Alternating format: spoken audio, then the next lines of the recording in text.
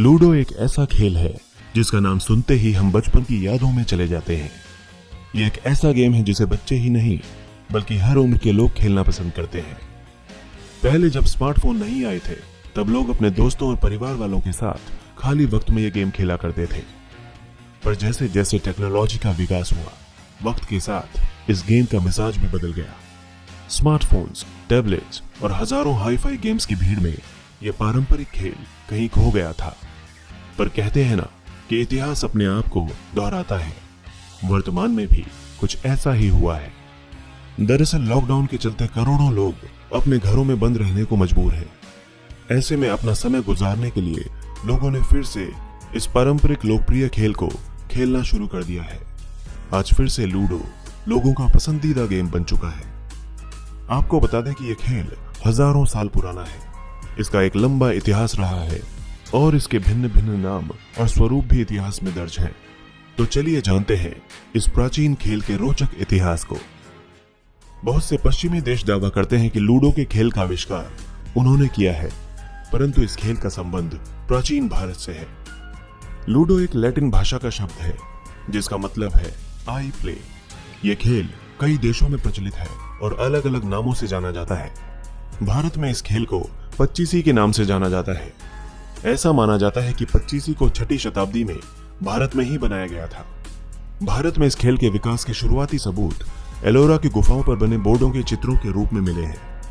यदि हम इस खेल की जड़ों को ढूंढने जाएं, तो हमारे सामने आती है पौराणिक महाकाव्य महाभारत की वो घटना जिसमें पांडवों ने द्रौपदी को दांव पर लगा दिया था। लूडो को उस समय पच्चीसी या चौपड़ के नाम से जाना जाता था। महाभारत के युद्ध का कारण भी यही खेल था। सिर्फ महाभारत में ही नहीं बल्कि हिंदू पौराणिक कथाओं में भी पच्चीसी का उल्लेख मिलता है। पच्चीसी से संबंधित कई हिंदू देवी देवताओं की कहानियां प्रचलित हैं। एक उदाहरण में श्री कृष्ण ये खेल सत्यभामा के साथ खेलते हुए नजर आए हैं। एक मत तो ये भी है कि यह खेल कैलाश पर्वत पर माता पार्वती शिव जी के साथ खेला करती थी। मध्यकालीन इतिहास में पच्चीसी का सबसे बड़ा उल्लेख हमें मिलता है 16वीं सदी में मुगल सल्तनत के सबसे प्रभावशाली राजा अकबर के दरबार में। उन्होंने फतेहपुर सीकरी के दरबार में एक विशाल पच्चीसी के बोर्ड का निर्माण करवाया था, जहां वे अपनी दासियों को खेल में प्यादों के रूप में इस्तेमाल करते थे और शानदार तरीके से पच्चीसी के खेल का लुत्फ उठाते थे। इस खेल पर किए गए शोधों के अनुसार यह खेल लगभग 2000 साल से भी ज्यादा पुराना है।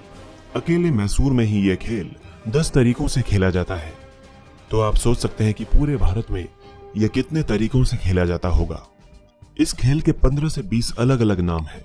हम इसे पगड़े, पच्चीसी, चौपड़, चौसर, दायकटम, सोकटम और वर्जेस आदि नामों से भी जानते हैं। पच्चीसी में आमतौर पर 4 खिलाड़ी खेलते हैं, परंतु दक्षिण के राजा की बदौलत इस खेल में कई बदलाव आए। 19वीं सदी में मैसूर के राजा कृष्णराज वाडियार तृतीय की 4 पत्नियां थीं और 22 से भी अधिक दासियां थीं। वे अपनी सभी पत्नियों के साथ पच्चीसी का खेल खेलते थे। इसीलिए उन्होंने 6 खिलाड़ियों वाला पच्चीसी का बोर्ड बनाया और आगे चलकर उन्होंने 8, 12 और 16 खिलाड़ियों वाले पच्चीसी का निर्माण करवाया, ताकि वो अपनी सभी दासियों के साथ भी ये खेल खेल सके। महाराजा वाडियार सिर्फ यही नहीं रुके, उन्होंने इस खेल में कई और भी बदलाव किए। पच्चीसी के बोर्ड पर उन्होंने नैतिकता जोड़कर इस खेल का रूप ही बदल दिया। उसमें अलग अलग पायदान पर कर्मों के अनुसार मनुष्य के अगले जन्म की कल्पना की गई थी। जैसे यदि आप अच्छे कर्म करते हैं तो आपको अगले जन्म में राज सिंहासन प्राप्त होगा।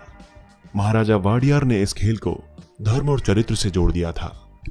आगे चलकर 1896 में अंग्रेजों ने इस खेल में काफी बदलाव किए।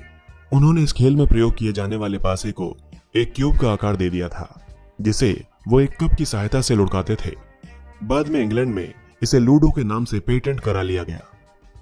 हालांकि मिस्र में भी पच्चीसी की तरह एक गेम प्रचलित था। जिस तरह आज हम लूडो खेलते हैं, ठीक उसी तरह वो एक खेल खेला करते थे।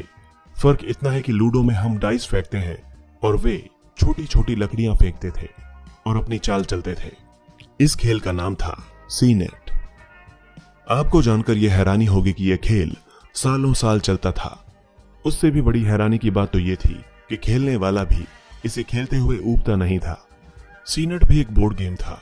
इसके अवशेष प्राचीन मिस्र की कई कब्रों से प्राप्त हुए हैं। इसके अलावा इस खेल को कई चित्रों में प्राचीन राजा रानियों द्वारा खेलते हुए भी दिखाया गया है।